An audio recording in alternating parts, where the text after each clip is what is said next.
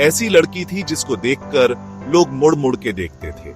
लंबे काले बाल जैसे नदी बह रही हो पीठ पे, आंखें रात के आसमान जैसे गहरे, दिमाग की चमक से जगमगाते हुए, मुस्कान ऐसी कि हजार जहाज तैर जाएं। रिया खूबसूरत थी, लोग नोटिस करते थे। जहां भी जाती निगाहें पीछा करती, आदमी और औरतें दोनों ही रुक जाते। उसकी मौजूदगी से जैसे जादू हो गया। शुरू शुरू में अच्छा लगता था, एक छोटी सी मुस्कान होठों पे आ जाती थी। बेचारी को क्या पता था ये खूबसूरती एक बोझ बन जाएगी। रिया सिर्फ एक सुंदर चेहरा नहीं थी, उसके सपने थे, उम्मीदें थी। वो चाहती थी कि लोग उसकी समझदारी और अच्छाई के लिए उसे जाने, लेकिन दुनिया को सिर्फ उसका रूप दिखता था, एक खोखला खोल जो उसके अंदर के गहराई को छुपाता था। ध्यान इतना ज्यादा हो गया कि दम घुटने लगा, घूरना इतना लंबा कि बदन में झुनझुनी होने लगती, कानाफूसी परछाई की तरह पीछा करती। रिया को लगता जैसे वो कोई चीज है, उसकी कीमत बस उसके शरीर से आंकी जा रही है। खासकर मर्द उसे बहुत अनकंफर्टेबल करते थे।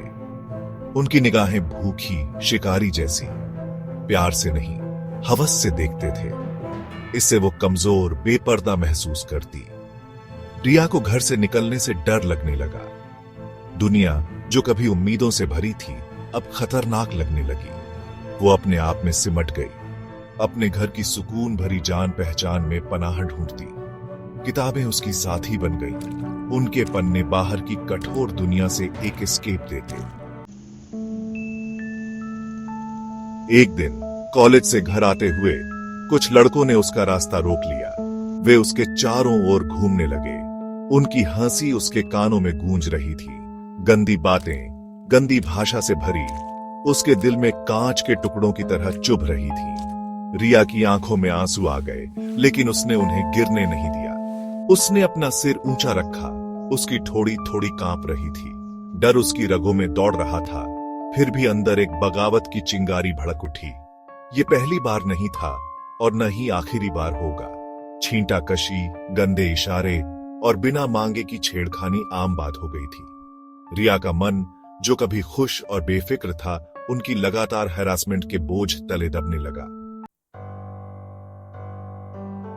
वो फंसी हुई महसूस करती, अपनी ही खाल में कैद। वही चीज जिसने उसे खास बनाया था, उसकी खूबसूरती उसका अभिशाप बन गई थी। रिया को अपने ही अक्स से नफरत होने लगी। काश वो आम लोगों जैसी होती, पीछे कहीं खो जाती। नींद भी चैन नहीं देती थी। बुरे सपने आते, भरे हुए गंदी निगाहों और गंदी आवाजों से।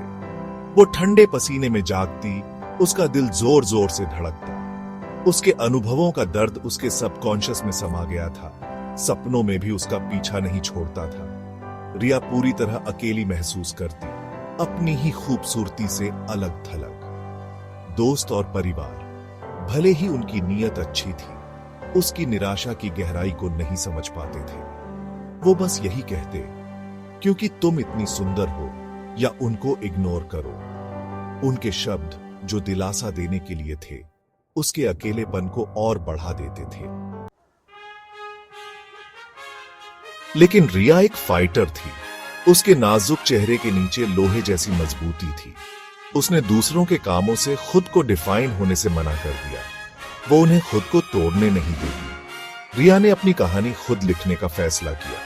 वो एक नए कॉन्फिडेंस के साथ चलने लगी। उसकी निगाहें जो कभी नीची रहती थीं, अब उन लोगों की आंखों में देखती जो उसे घूरते थे। उसकी आंखों में अब एक आग थी, एक शांत ताकत जो रिस्पेक्ट मांगती थी।